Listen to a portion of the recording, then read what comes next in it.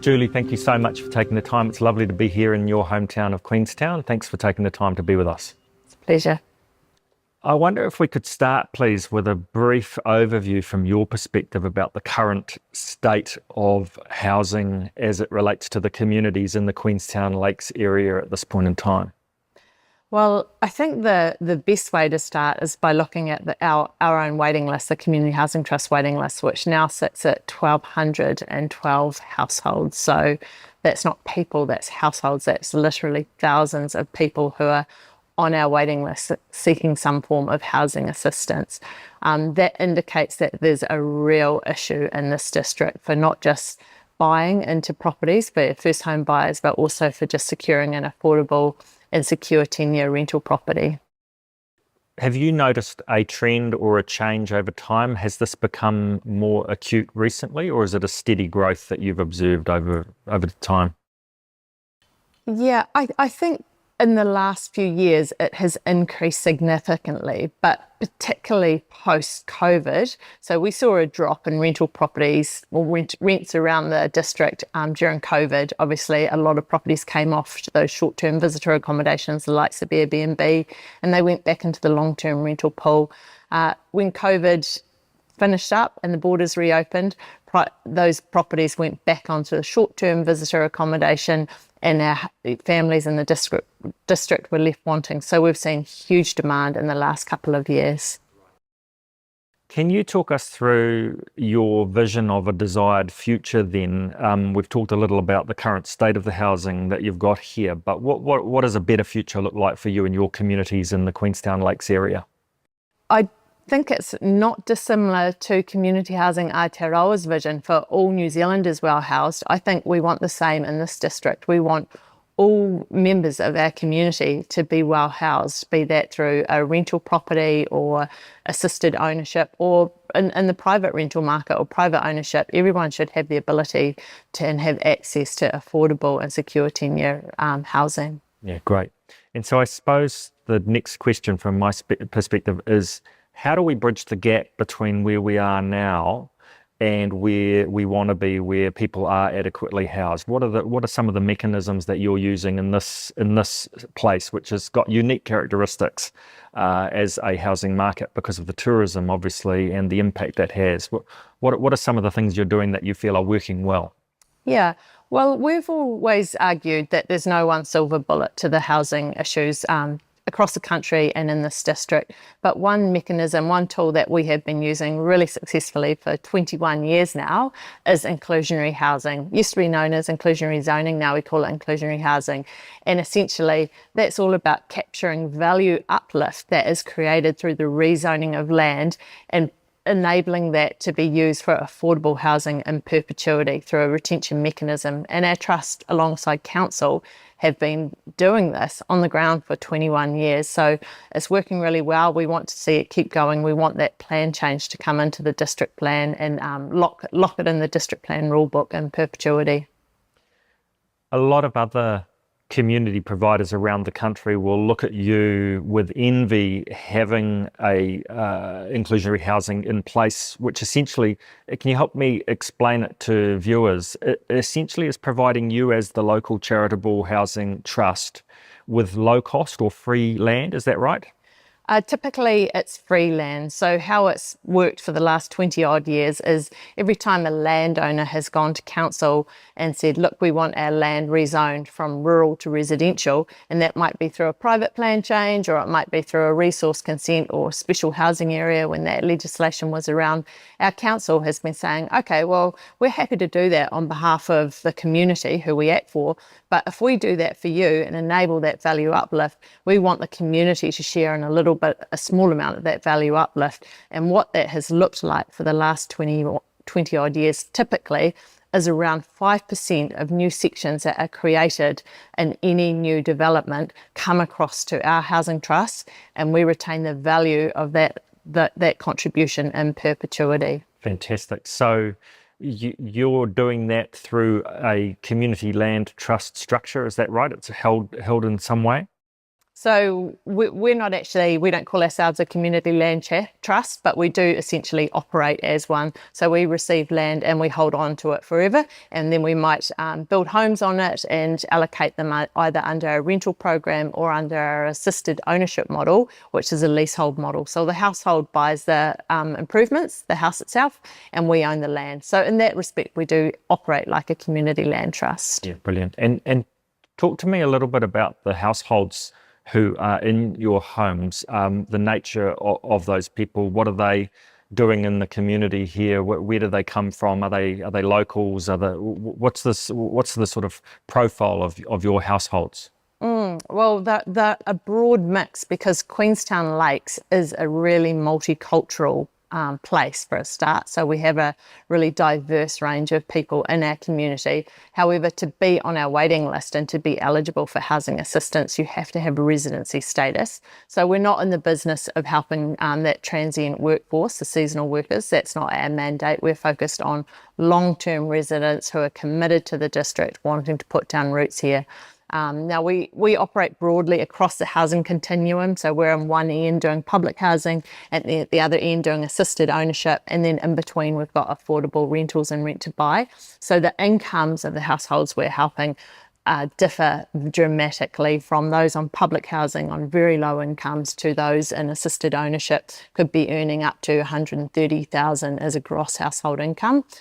They would typically be workers. They might be police, teachers, nurses, tradespeople, service workers, hotel workers, the works, if you like.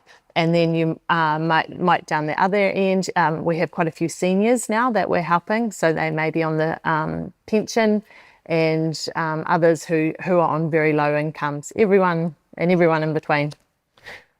I'd like to ask a little bit about the resistance and the opposition that you have seen over the last 21 years of running what sounds like an awesome program. There clearly have been periods of well-organised opposition to this. And is it fair to say that's ongoing now as you seek to get this as a permanent fixture in the district plan within the local authority? Well, that's interesting. I think broadly there's wide support across the community for the trust and the work that we're doing, because we're essentially two small towns, Wanaka and Queenstown, and we've helped hundreds of people now. So most people in the community know someone who's been in a community housing trust house or is in one, and understands that that's really important to keeping that household, that family, or it might be a single or couple in the district. So they get it. However, the inclusionary housing aspect is obviously being challenged, particularly by the development community for obvious reasons.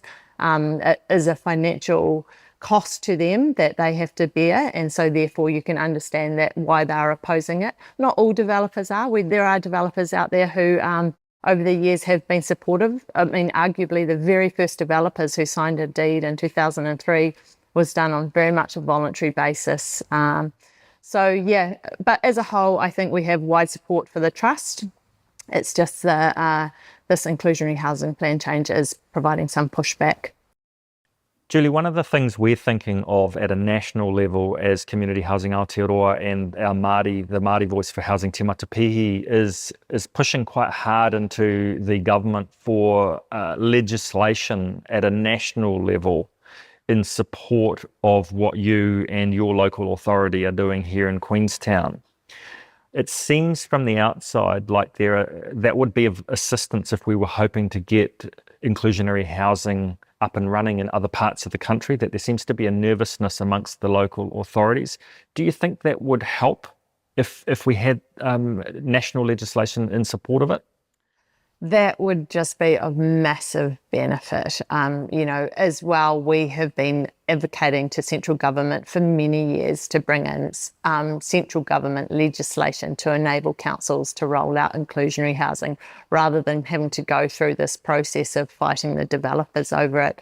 I talk to so many other councils around the country who are really interested in our model, and they're all so keen on inclusionary housing. Not all of them, but those where there's they have high-end properties, and they have an issue with housing their workers. They're very interested in the inclusionary housing model, and so they're certainly waiting to see what will happen with the QLCHT's plan change. But if central government could legislate it and pave the way to make it a bit easier, that would be an amazing outcome.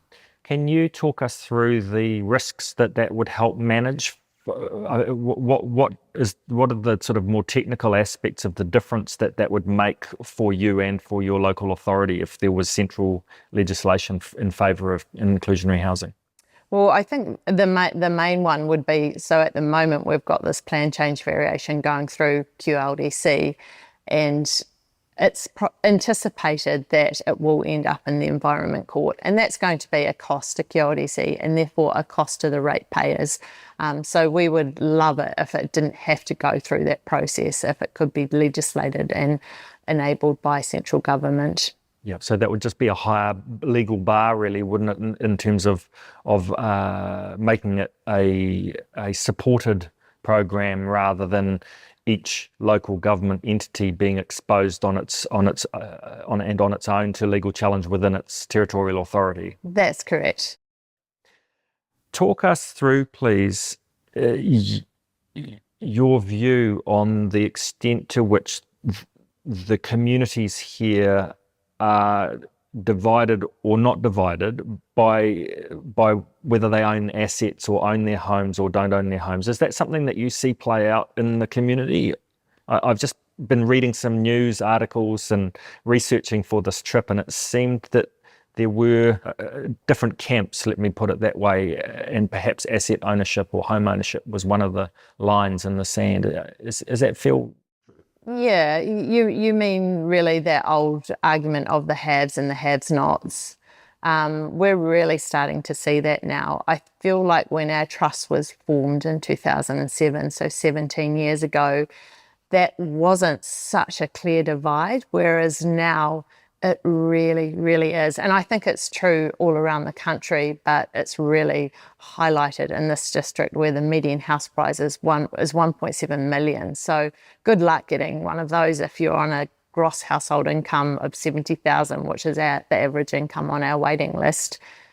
So it's really clear. And, without a capital gains tax, it feels like those haves will just continue to build their wealth, while the have-nots will just continue to pay high rents and pay the mortgages of those lucky few that own the properties. It just doesn't seem fair and equitable, and it doesn't feel like the New Zealand that we all grew up in and we love. It occurs to me you're in the middle of a process. There's strong potential there may be legal challenges. In my mind, when you describe inclusionary housing, you're talking about a value uplift, a zoning uplift that occurs with the stroke of a pen in local government. And in a way, I question whether that actually is a cost to the developer. I understand it might reduce their margin a little bit, but in many cases, the value of the underlying land with the stroke of a pen, with the zoning change, is a benefit for where it's totally legitimate for the community to capture some of that for our low and moderate income households. If you could speak directly to property developers and the development community here, which I'm sure you did during the hearings, what would be the key message that you'd like to share with them? What would you really like them to understand about what you're doing and why it matters? Well, I guess that goes back to what you just said, that it really is only a small cost to them compared to the relative cost of that inclusion, of that rezoning process, and that stroke of a pen. Not a sod of soil has turned, but suddenly that land that was zoned as rural is now zoned as residential and worth phenomenally more. So it's about sharing that value with the wider community, because ultimately we all live in the community, and we want these people in the cafes serving us a coffee, or teaching the kids in school, or when we turn up to the hospital we want a doctor and a nurse there. So we need these people in the community. So, my plea to those developers is to share that value uplift that's created through the rezoning process, share a little bit of it with the community for the benefit of all. Julie, more generally, if we look at inclusionary zoning or inclusionary housing, this is actually not a new idea at all. You are, in some ways, a unicorn in the New Zealand market, but overseas, this is a mainstream activity that has been happening for decades, and it also happens, your proposal is, I believe, at 5%. I've seen documents from over the world where 20, 30, 40, even 50% is the inclusionary housing percentage. Can you talk about any international references that you can think of in terms of more mature inclusionary housing programs and where that's led to other nations and other communities? Yeah, well, inclusionary housing is really the umbrella term, if you like, and then the mechanics of how it's delivered differ around the world. So our council has opted for that tool where they say, okay, 5% of the new sections created come across to the trust. Actually, sometimes that has got as high as 10% and even 12.5% on one development. So the standard historically has been 5%, but there is room there to move.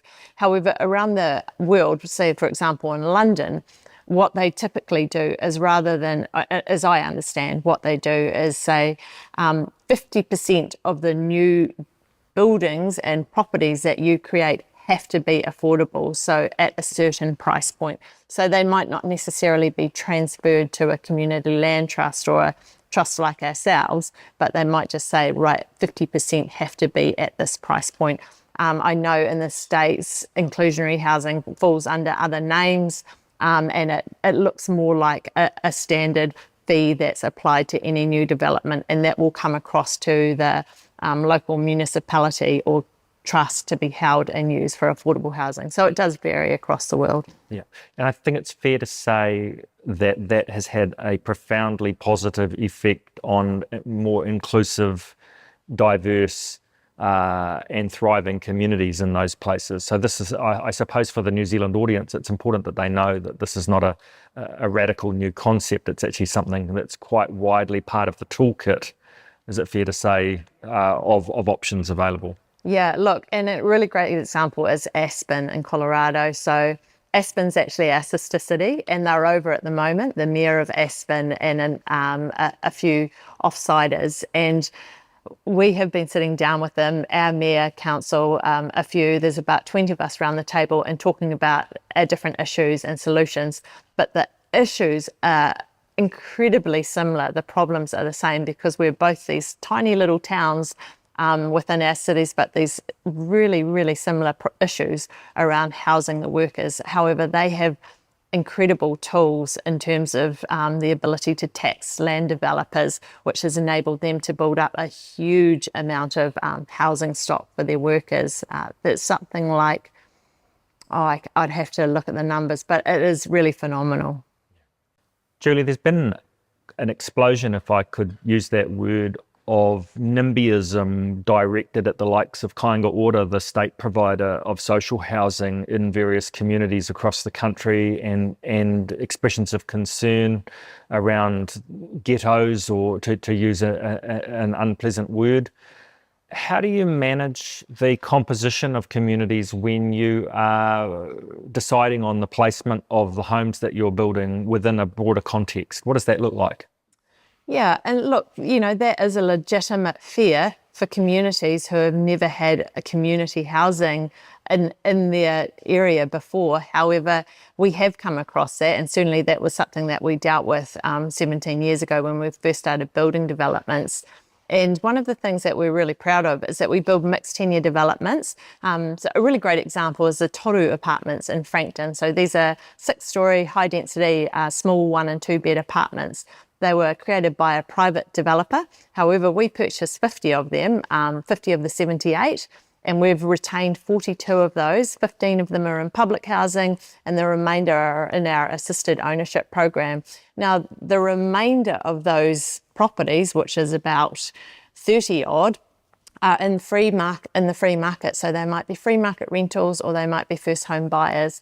And that's great. And that you can walk down the corridors of that apartment block and you won't know if the door opens up to a public housing tenant or a first home buyer. And that's a true mixed tenure model, and that gets communities mixing with each other. It creates a really good outcome. There's so much evidence around the world that mixed tenure communities provide really positive outcomes. Yeah, great. So it's really nice to hear in a high density situation, even because that's the most extreme expression of mixed tenure potentially, isn't it? When you're really literally on top of each other. That's right.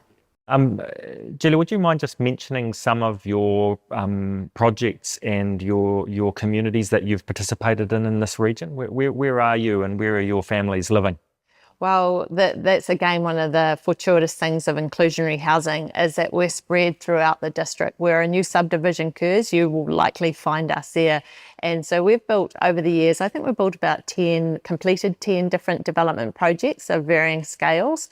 We have got homes we built our very first development in Lake Hayes Estate, one called Nearan Square. I think you'll be paying a visit to there. That's a true comprehensive development, mixed tenure. We built 44 homes in Shotover Country and then another 6 in the same area a few years later. We built 10 homes in Arrowtown on land that we received from council, and we've got another 68 lot development on the edges of Arrowtown happening at the moment. Again, on land that we received from council for $1. The value of that land was $10 million, so a significant contribution from council. And one that other councils around the country, if they're looking to do affordable housing and house their workers, could be thinking about what excess land have they got, right? They should be looking at this as an example of how you can go about it, partnering up with a local CHT to provide community housing. And also over in Wanaka, we've got a heap over in Wanaka as well. We've got a 28 lot development underway in Lake Hawea.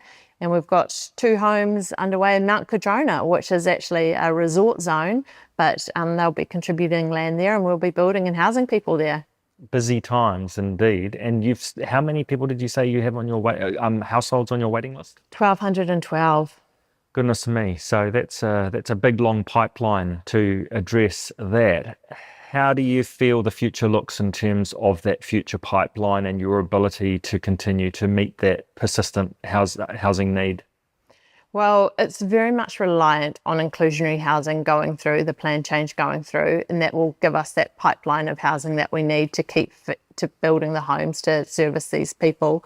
It's also very much reliant on central government funding. So we've obviously got a new government in place now, the coalition, and we haven't had any clear direction on housing policy at this stage. So we're waiting with bated breath to see what housing policy they are going to deliver to the CHP sector, because unfortunately it's really, really challenging to build affordable housing without providing some sort of subsidy, be that the land from developers through the inclusionary housing process or local government providing land or central government providing some subsidy. And that might be under the progressive home ownership loan, which has worked really well over the last few years, or public housing, or for affordable rentals. There's a whole heap of tools that can be used to help CHPs around the country deliver housing. Yeah, and I think in summary, it's almost about pulling all the levers, isn't it? There's no silver bullet. Yeah, exactly. Yeah, look, my mind goes back to periods of New Zealand history where we were the envy of the world with our housing policy as a broad-based home-owning democracy. What do you think the implications are for us as New Zealanders, civil society, if we don't focus and continue to address the substantial and persistent unmet housing needs we have in our communities in New Zealand? Well, you would hate to think that we would end up in a position like some of those second and third world countries where the people start revolting because they just are really, really desperate and unhappy and do not have the finances to carry on with life effectively. You know, we already started to see about a year ago, this time a year ago, we started to see a lot more people sleeping in tents and their cars down by the lake in dock camping grounds. And it's really unpleasant. And the community was deeply unhappy about this happening. So this is going to happen again. And winters, we're getting down to well below 0 degrees. So we don't want people sleeping in their cars. You know, I would be taking my dogs for a bike ride in the morning down by the lake, and you go past all these cars and there's tradies, worker boots outside the front door, and they're sleeping in there. It's not what we want, and it's not a healthy community to have that happening. So I think it's really important that we find a way to house people sufficiently.